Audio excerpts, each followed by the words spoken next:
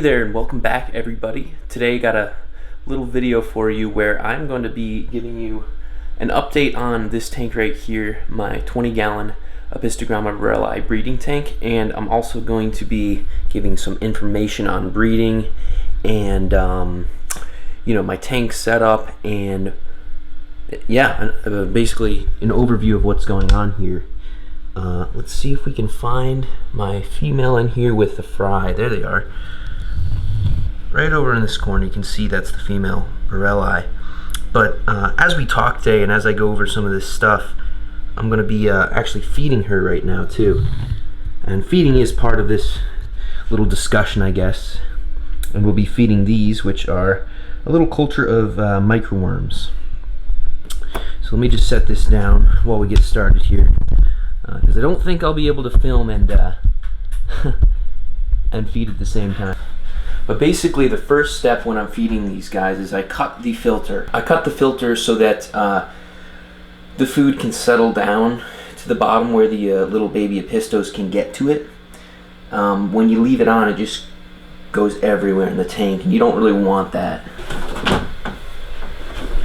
And then once we do that, I'm just going to take the tiniest bit of these microworms. We'll go over these in a little more in depth later on. But basically, here they are. Let's see if you guys can see. All the sides are microworms. They're almost microscopic little nematodes. And I just take my finger, get a tiny bit on the tip of my finger. That's all you need. And I'm going to take that, pinch it in my finger like this, and then we go down into the tank where the female is with her fry. And we just drop those microworms in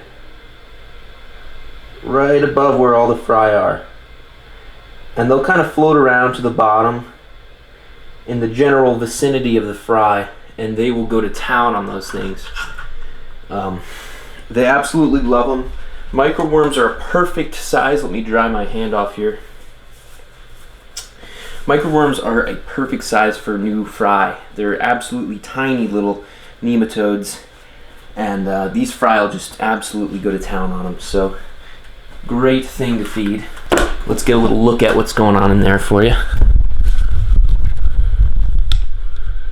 Alright. So that's where I drop the microworms in. They're so small that you can't really even see them with this camera, but maybe if I go over this way it'll be better. You see in the water column, if it'll focus, you see those little white specks in there? They're actually squirming around. Those are microworms. Okay. Let me talk to you guys a little bit about breeding these Apistogramma Borellii first. So these fry right here, you see, are about a week and a day old or so. What happens is the female here will go into a cave. Okay, you can use a coconut hut, you can use a pot, you can make a natural cave out of rocks and leaf litter. But I find that these coconut huts, something like this is the most guaranteed to work because it's completely blocked out from other fish.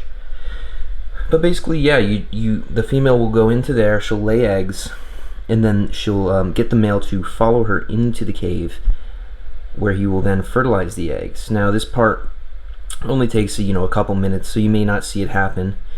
And then she will stay in there with those fertilized eggs, guarding them until they hatch, and then after they hatch.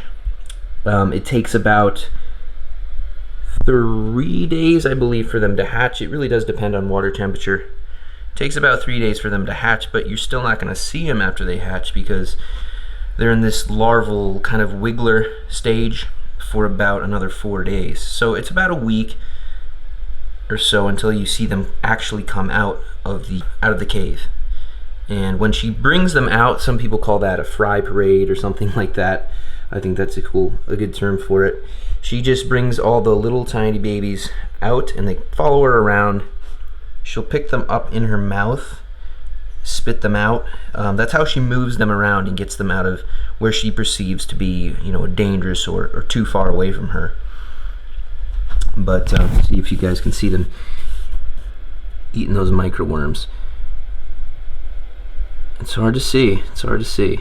And I apologize for that, but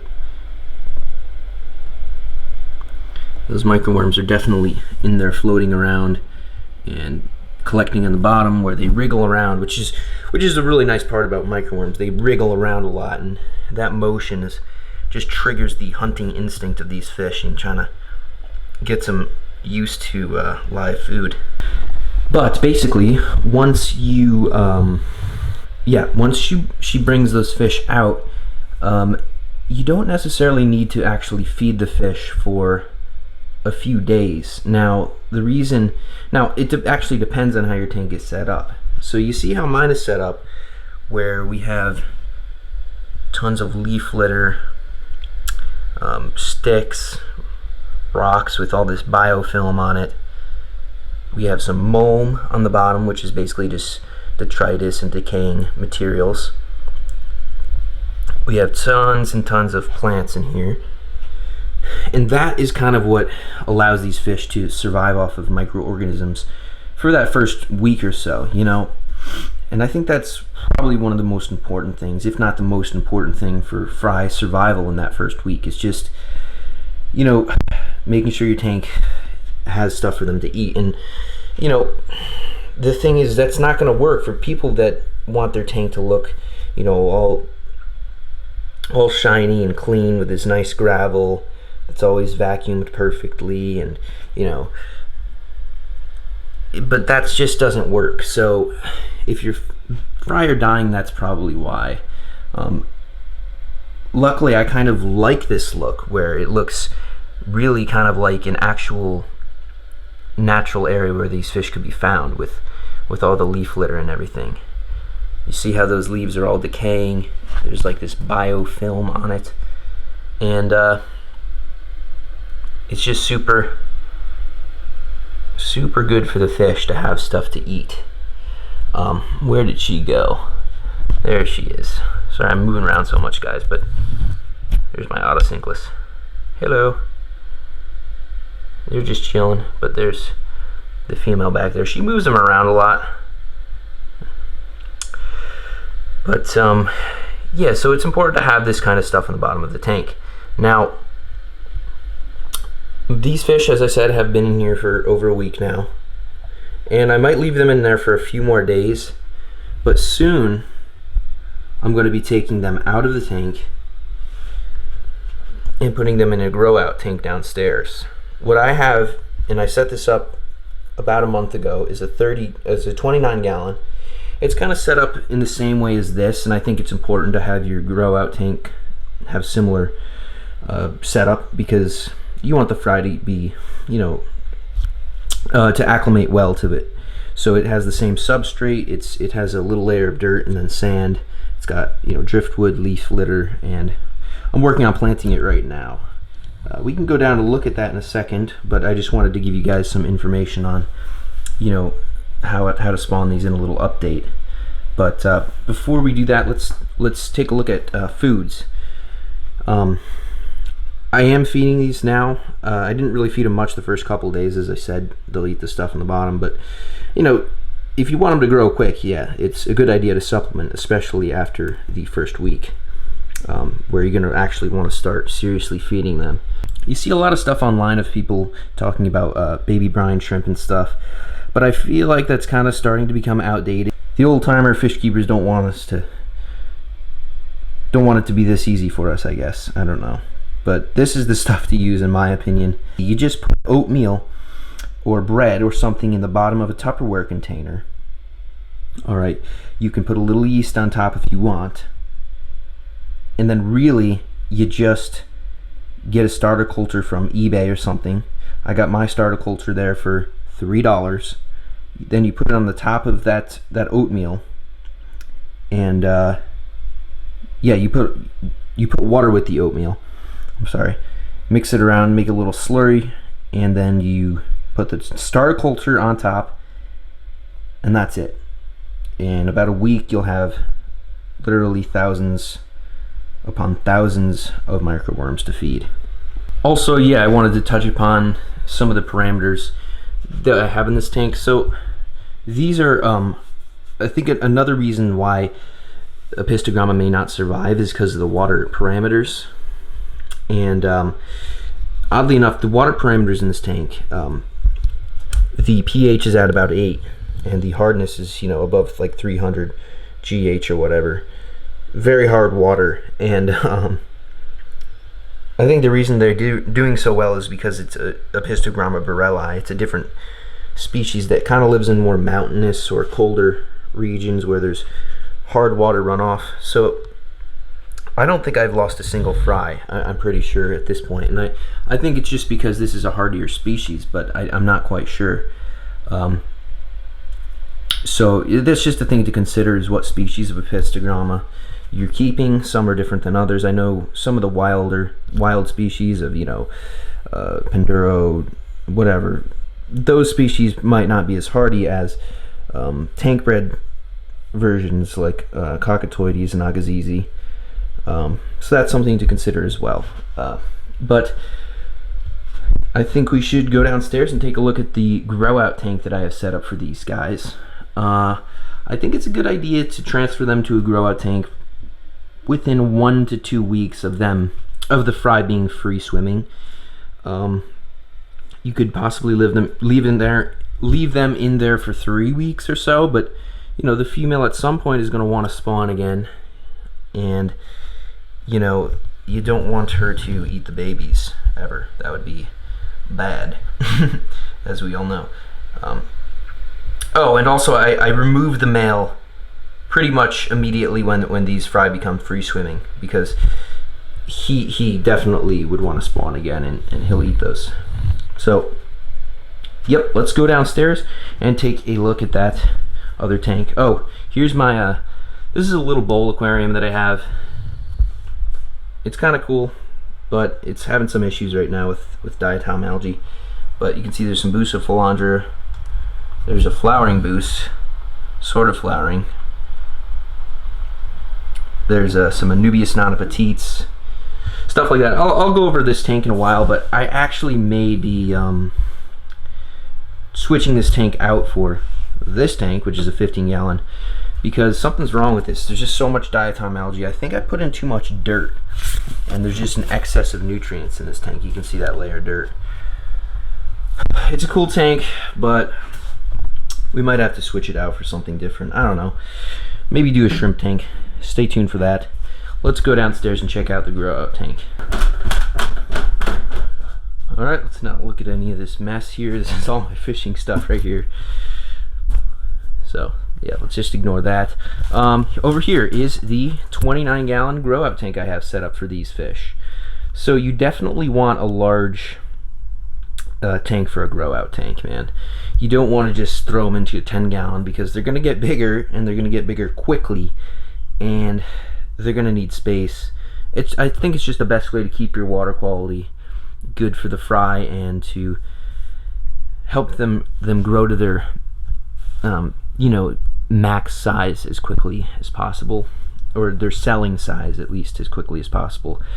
But as you can see, as I said earlier, you know, this tank is set up very similarly to my tank upstairs. It's not quite as old as that tank, so there's definitely not as much plant growth, and it is going through a little bit of diatom algae here. We're going to clean that up soon.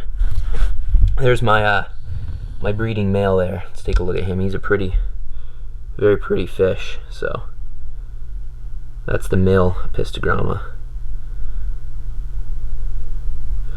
But they seem to like it in here, and you can see that it's not what you would consider to be a clean or even maybe a good looking tank at all. Look at this. I mean, there's just all sorts of shit on the bottom and all over everything. There's even fungus on the driftwood, bacteria. But man, do you think it's clean in nature? Do you think it's clean on the bottom of some river in Colombia or Paraguay, Uruguay, where these fish are located? No, it's not clean. So this is kind of, it kind of works, but it's gonna look better once I plant this out. Those plants will start using up excess nutrients instead of algae, and yeah, it's gonna be cool. Basically, I'll take this male here, and where's that female? There she is. And this female, we're gonna put those back into the breeding tank upstairs with the other female after I give her a little period of, after I give her a little break and fatten her up. We'll put these back up there with her and start for another spawn. But I have about 30 fry. They're all going to go in here within the next few days. After I clean this up, I'm going to clean it up tomorrow. Just gravel vac everything, clean the sides, and do a water change. You know, you can see we have leaf litter, which is A, places for fish to hide, and B, places for fish to forage. There's all sorts of little copepods, like, what do they call them? Cyclops, I don't know. There's little white bugs. There's all sorts of stuff in here, and I think they'll find stuff to eat in there, although I will be feeding probably 3 times a day with microworms. But baby fish eat all day long, let me tell you that. Driftwood in here, tons of driftwood, of course. Rock piles for little fishies to hide in. And another big sack of peat moss floating in there, you can see that. That's supposed to drop the pH. I don't know if it actually has worked. Actually, I don't think it has, but whatever. Night Crew Light. Little tiny filter. Now, this is something I do differently than most people. This filter is for a 10-gallon tank, and I have it running on a 30. Why would I do that? Well, because I don't really believe in heavy filtration at all. I don't think it's necessary, especially with a functioning ecosystem, which hopefully this will be at some point soon. Plants really are a huge part of filtration, and so is your natural bacteria that grows on everything. So a little filter like this could work, even on a 30-gallon. So that's just a little tip. Do not spend more than 10 or 15 bucks on filtration, man. That's all you need. If you wanted, you could do 2 of these, but they're like 10 bucks a piece. So that's what I would do.